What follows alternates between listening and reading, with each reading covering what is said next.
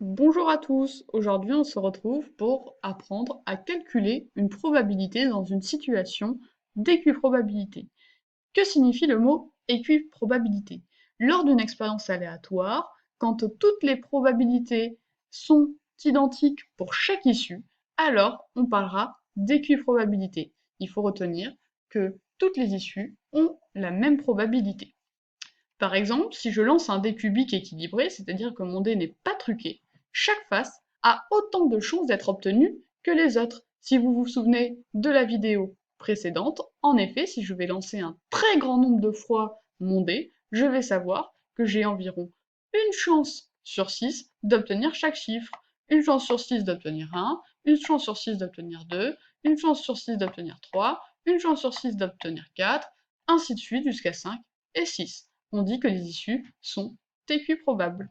Donc, si maintenant je m'intéresse plus précisément à l'exemple de la leçon, comment allons-nous calculer la probabilité de l'événement A obtenir le nombre 3? Pour cela, on va utiliser une formule très simple dans une situation d'équiprobabilité qui va nous donner la probabilité, qui est égale à la fraction dont le numérateur est le nombre d'issues qui réalisent l'événement, et le dénominateur, le nombre total d'issues. Revenons à l'événement obtenir le nombre 3. Pour réaliser l'événement obtenir le nombre 3, il faut que mon dé tombe sur la face 3. J'ai donc une seule issue possible. Au total, quand on lance un dé cubique, on sait qu'il y a 6 issues, puisqu'on peut soit tomber sur la face 1, soit la face 2, soit la face 3, soit la face 4, soit la face 5, soit la face 6. Donc, on sait que la probabilité d'obtenir le nombre 3 est de 1 sixième. Une chance sur 6, une issue qui réalise l'événement sur 6 issues au total. Je reviens sur cette notation, le P signifie probabilité, et le A en lettres capitales entre parenthèses nous réfère à l'événement A. Calculons désormais la probabilité de l'événement B, obtenir un multiple de 3.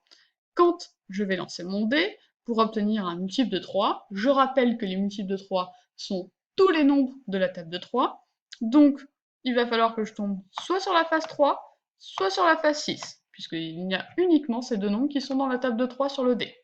Donc on voit qu'il y a deux issues qui réalisent l'événement B. Au total, quand on lance notre dé cubique, ce n'a pas changé, il y a toujours 6 issues au total, soit tombées sur la face 1, face 2, face 3, face 4, face 5, face 6.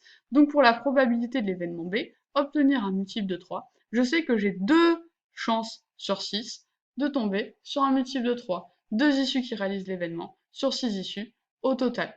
À chaque fois que nous serons dans des cas d'équiprobabilité, nous utiliserons cette formule.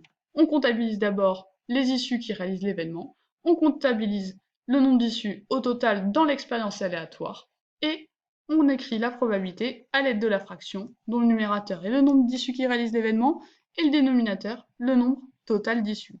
Vous verrez, très souvent, quand on travaille avec des dés cubiques non truqués, des pièces non truquées, des urnes, où les boules sont indiscernables au toucher, nous sommes dans des situations d'équiprobabilité. Souvenez-vous toujours d'essayer de vous dire, j'ai combien de chances de faire ceci?